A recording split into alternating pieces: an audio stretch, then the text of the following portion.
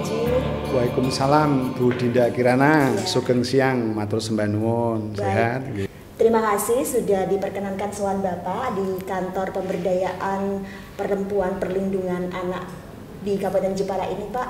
Dan tentunya di sini banyak sekali yang tentunya ingin kami tanyakan kepada Bapak selaku di sini adalah yang lagi banyak diperbincangkan di masyarakat tentang pernikahan dini di Kabupaten Jepara, dan notabene Bapak Muji ini yang menangani bidang tersebut ya Pak ya. Siap. Untuk Kabupaten Jepara sendiri pernikahan dini sepertinya ada kelonjakan secara signifikan. Sebetulnya apa sih Pak yang membuat para remaja ini menjadi melakukan pernikahan dini, minta dispensasi usia? Nah itu Pak. Oke, Silakan. terima kasih Bu Dinda.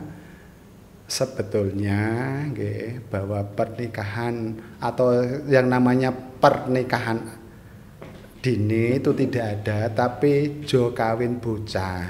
Ojo kawin bocah. Lah, kenapa begitu sampai ngetren segini? Itu terus terang apa yang membuat, yaitu masalah perubahan regulasi, yaitu konstitusi. Yang dulu katakanlah Undang-Undang Perkawinan nomor 1 pasal 1 tahun 74, perempuan dinikahkan umur 16, laki-laki 19 tahun. Iya. Apa yang terjadi Bu Dinda? Perjalanan hampir 3-4 tahun. Salahnya apa perempuan? Banyak yang belum siap, akhirnya melahirkan, terjadi spontan pendarahan banyak sekali karena belum kesiapan semuanya. Akhirnya negara hadir memberikan banyak hal karena menyongsong generasi emas tahun 2045, berarti generasi yang memang berkualitas, terutama untuk generasi yang berkualitas itu karena negara sudah meratifikasi konvensi hak anak, berarti harus siap lah. Artinya terus kita sama-sama dari Kementerian PPPA sama aktivis, sama rekan sekalian bersama-sama mengajukan judicial review, uji materi ke Mahkamah Agung. Syukur alhamdulillah pada tanggal 11 bulan 10 2019 dikabulkan Mahkamah Agung, terbitlah yang namanya regulasi baru atau undang-undang baru, yaitu tahun 16, nomor 16 tahun 2019, yaitu perempuan dinikahkan minimal calon pengantin itu 19, laki-laki 19 tahun. Kurang dari itu rujukannya adalah Perma nomor 5 tahun 2019, yaitu dengan cara dispensasi nikah. Kalau semakin seksi anak itu karena perubahan masa transisi kan harus menyesuaikan, makanya itu yang namanya berbondong-bondong boleh. Saya kira nggak sampai segitunya. Ya gitunya Bu, ya. Dan di sini ada semacam kayak penambahan usia sebagai syarat untuk menikah, sehingga Jepara banyak yang meminta dispensasi nikah itu tadi karena ada perkembangan usia itu tadi ya Pak ya. Betul. Dampak dari itu mungkin ya.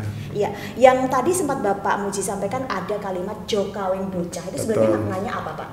Jadi jo kawin bocah adalah satu genre yang diberikan langsung diskresi oleh diskresi kebijakan Pak Gubernur yang namanya Undang-Undang 35 tahun 2014, perubahan Undang-Undang 23 tahun 2002 yang namanya anak adalah seseorang yang belum berusia 18 tahun termasuk yang masih hidup dalam kandungan.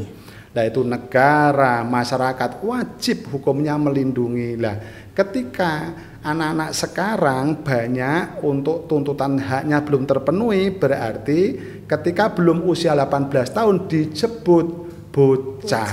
Begitu Bu. Iya, betul. Berarti di bawah 18 tahun. Itulah yang dinamakan bocah. Kalau kalimat jo kawin bocah berarti ojo menikah ketika sebelum 18 tahun. 18 tahun. Baik. Nah, kalau seperti ini kan kita jadi jelas, dan mungkin yang menonton podcast ini juga bisa mengerti seperti apa edukasi dari Bapak Muji yang begitu mengetahui tentang kondisi di Kabupaten Jepara ini, tentang pernikahan di bawah umur atau jo kawin bocah itu tadi Pak.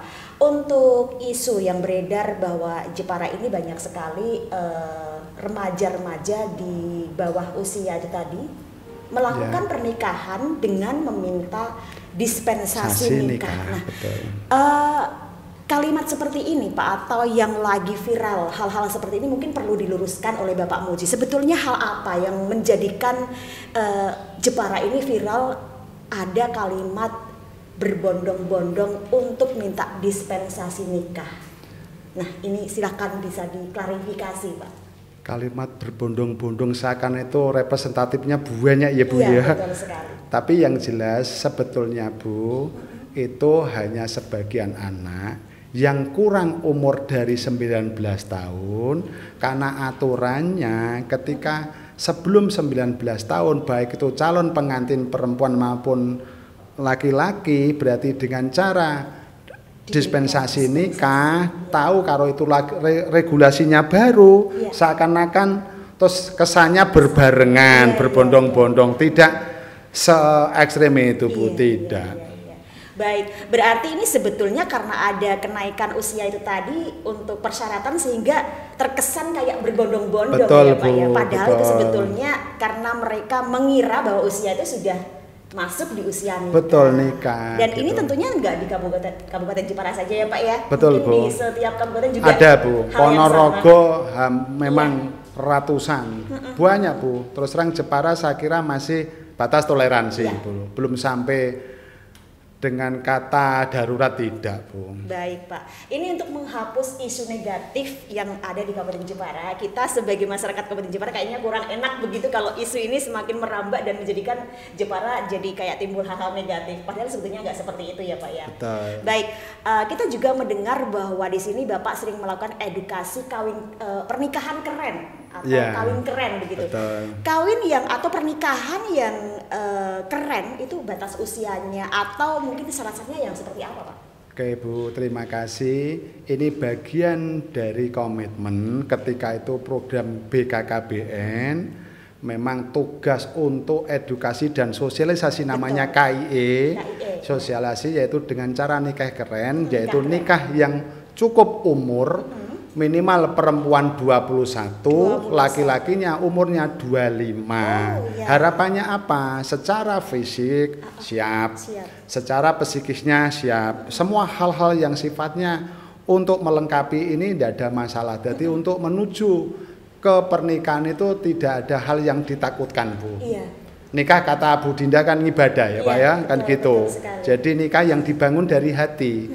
Ada katakanlah mohon maaf, tujuan tertentu untuk regenerasi dari hasil buahnya itu memang yang disiapkan menjadi keluarga yang berkualitas itu Bu, sebetulnya dari aspek umur, genrenya seperti itu. Siap dari segala aspek apapun ya Pak, mungkin dari usia siap, dari faktor kekuatan badan siap, dan pendapatan penghasilan juga siap, secara mental semuanya siap. Perempuan 21 tahun, laki-laki 25 tahun. Keren banget ini kayaknya ya. Bu. Pas gitu.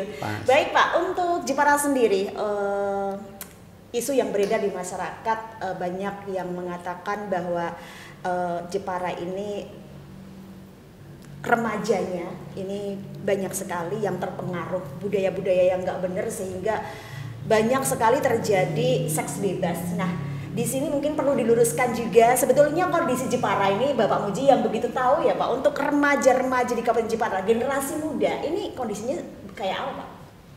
Ya sebetulnya bagi kami Bu, tugas yang pokok mengawal tentang katakanlah pemenuhan hak-hak anak sekaligus untuk mengawalan generasi yang berkualitas.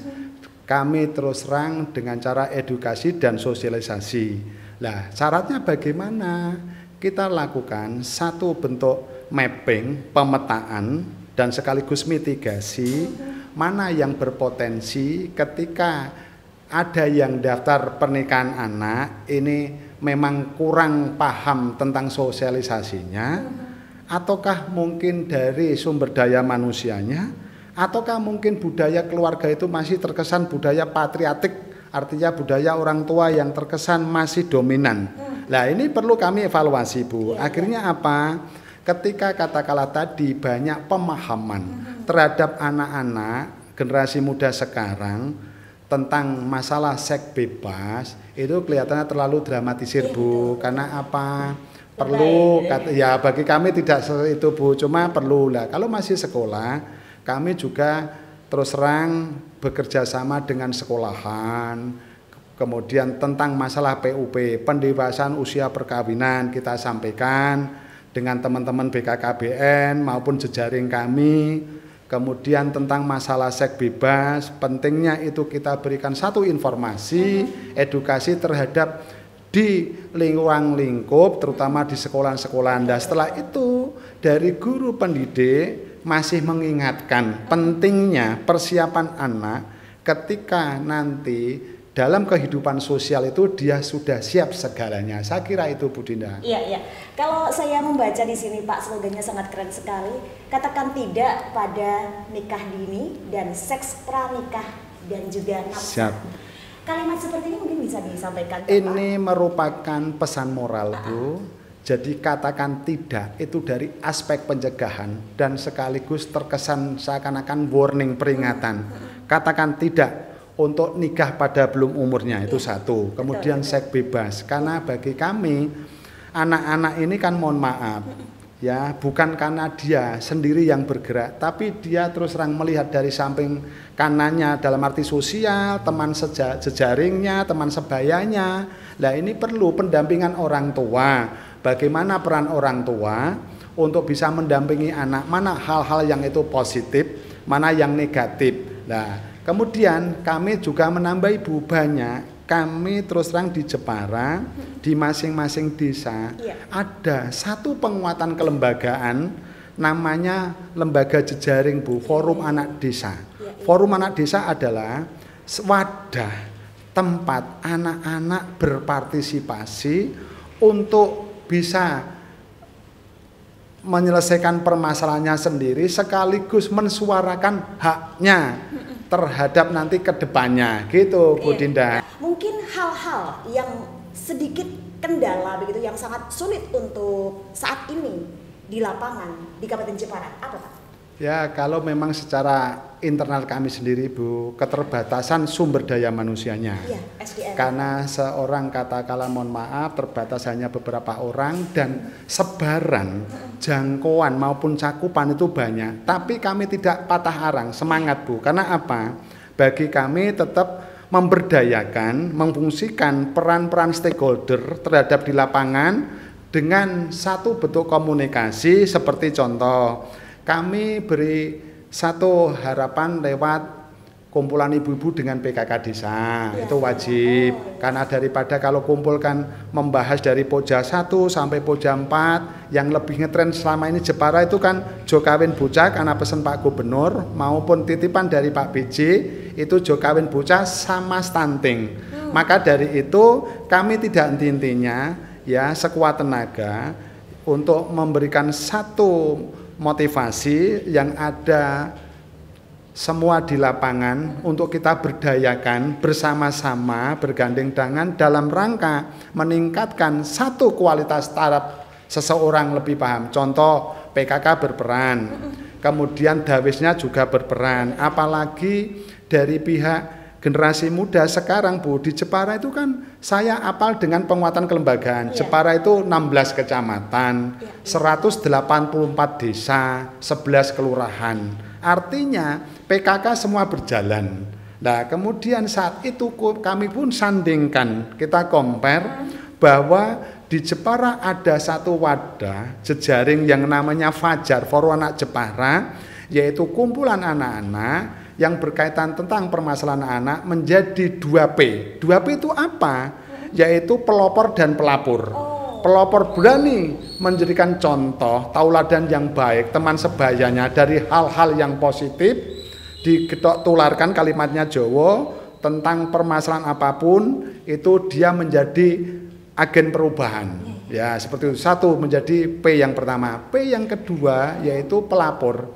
Berani melapor apabila terjadi kondisi diskriminasi, hal-hal yang sifatnya tidak baik terhadap pemenuhan hak-hak yang dasar, itu wajib melaporkan. Lah kemana melaporkan? Karena ada lembaga kementeriannya di tempat kami, yaitu Kementerian Pemberdayaan Perempuan Perlindungan Anak. Berarti tugas kami adalah memberikan satu pendampingan. Ada satu hal, edukasi yang paling tepat itu harus bagaimana sih Pak?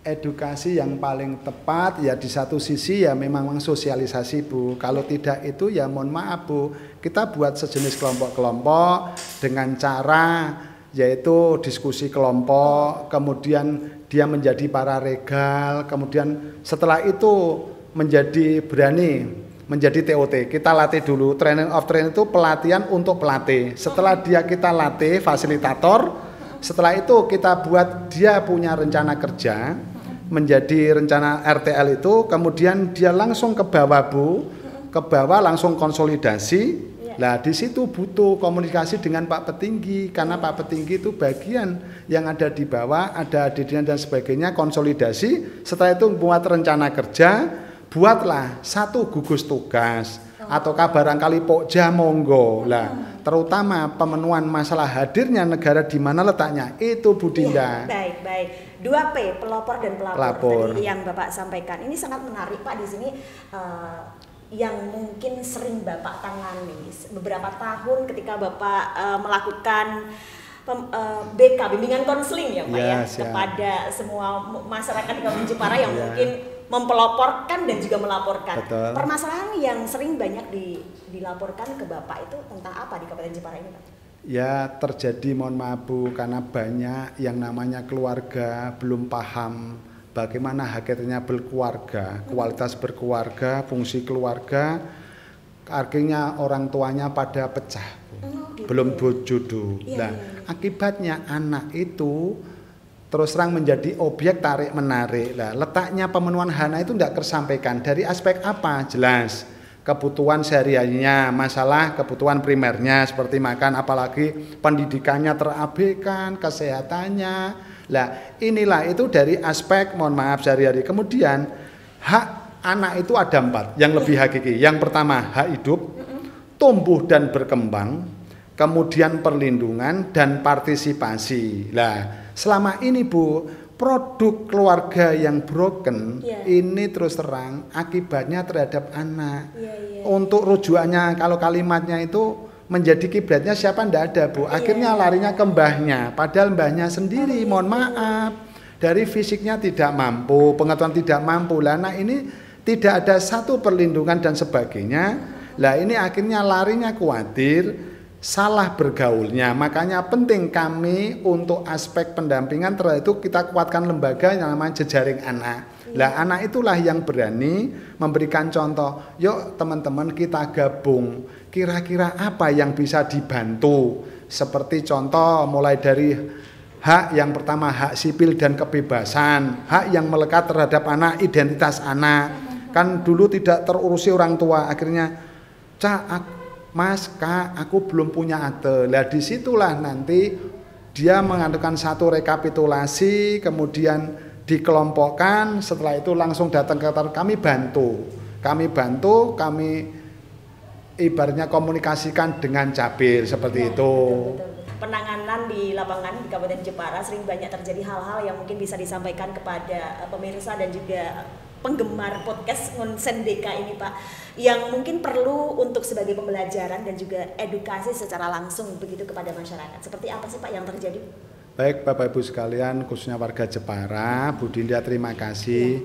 Di kantor kami itu ada tempat untuk pengaduan berupa layanan namanya P2T P2A, yaitu Pusat Pelayanan Terpadu Pemberdayaan Perempuan Perlindungan Anak. Tugasnya ada 6. Yang pertama menerima aduan, kemudian kita jangkauan korban, kemudian kita manajemen kasusnya, setelah itu kita beri pendampingan, pelayanan hukum, kemudian reintegrasi. Banyak sekali Bu. Di sini prinsipnya ada 3 Bu. Yang pertama komitmen kita yaitu 1 trust, kepercayaan. 2 non diskriminasi, siapapun mereka ketika korban tetap kita bisa menjemput bola ataukah menunggu bola. Kalau menjemput bola Bu itu namanya proses litigasi, proses hukum. Contoh anak terjadi incest, di intern sana, kan berarti anak kan terus terang tidak ada siapa yang membantu. Nah, ketika itu mendengar suara itu, kami langsung terjun Bu untuk lakukan kalimat investigasi sosial dengan cara pendekatan. Setelah itu kita ambil anak, kita berdayakan, beri layanan proses konseling, kemudian kita kembalikan semua hak. Ketika sudah, baru ke ranah penegakan hukum. Seperti itu, tidak ada toleransi. Iya, untuk cerita mungkin peristiwa-peristiwa banyak yang terjadi itu hal apa aja Pak? Sebetulnya di Jepara Bu, ini terus terang terhadap kekerasan terhadap anak yang paling banyak jujur aja pencabulan. Pencabulan. Lah pencabulan itu di mana letaknya? Terus terang banyak. Lah cabul itu diakibatkan oleh pertama adalah orang terdekat. Siapa mereka? Bisa saja mantan pacar, kemudian dari nasabnya sendiri paman, kemudian dari tetangga banyak. Lah, kenapa kami tidak diekspos Bu? Ini merupakan privasi anak. Karena hak-hak anak tentang privasi kami lindungi. Tapi di Jepara yang banyak adalah pencabulan. Yaitu terjadi insek ya ada. Insek adalah peristiwa kejahatan kemanusiaan, tindak pidana yang dilakukan di dalam rumah tangga sebagai korban maupun pelakunya adalah orang dalam sendiri. Peristiwa yang mungkin bisa diceritakan begitu Pak? Oke, kejadian ada Bu, terus terang karena kurangnya perhatian orang tua, karena masa kesibukan pekerjaan, akhirnya anak itu rentan, berpotensi. Anak itu kan rentan untuk dibujuk, dirayu, diiming-imingi. Karena bagian dari kesenangan anak. Nah, tidak tahunya itu malah jebakan. Nah, di Jepara saja Bu, dekat sekali kita, itu anak masih TK, dicabuli oleh pamannya sendiri, ada Bu, iya ada. Kemudian di sekolahan kakak kelasnya sudah sampai sempat hamil ya juga ada. Lah bagaimana ketika anak menjadi korban maupun saksi pelaku? Penyelesaiannya begini Bu, tetap kita tangani dengan aduan. Lebih kita prioritaskan adalah korban, karena orang tuanya merasa minta keadilan, kita lakukan proses di penegakan hukum karena kita ada mitra dengan Polres, khususnya unit PPA. Di situ anak itu namanya bukan untuk proses penyidikan Bu, tapi adalah klarifikasi. Nah di sana kita dampingi. Nah hak apa yang kita berikan?